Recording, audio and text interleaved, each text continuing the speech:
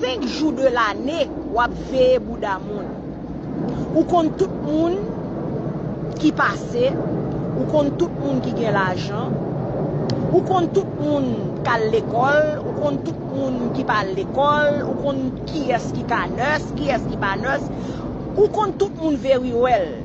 Mais là, yo connaît ou même very well, ou dit moun nan pa konon, ou moun Facebook toujours vin en malette, I know you very well. Ou même ou toujours vin en malette, I know you very well, côté m'konon. Qui doit ou permettre ou pour venir ouvert diol ou pour dire oh m'baka ceci m'baka cela. Mais c'est na ki moun ouye. Moi dans pays m'gè 3 diplômes nan moun dam, 2 bachelor ou masters.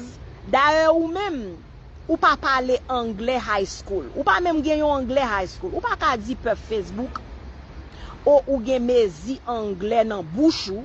Premièrement, ou kon qui est-ce qui parle bon anglais.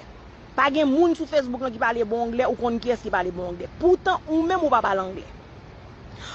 Kou nyo vle peuple comprendre, yon moun qui sont practitioner, ça veut dire gon masters degree nan men ou pas ka gon masters degree nan men pour di peuple Facebook ou gen anglais mezi pour chita de SEO. Non, lorsqu'on nurse practitioner ou gon masters degree, c'est soit ou parle anglais ou bon pas parle anglais.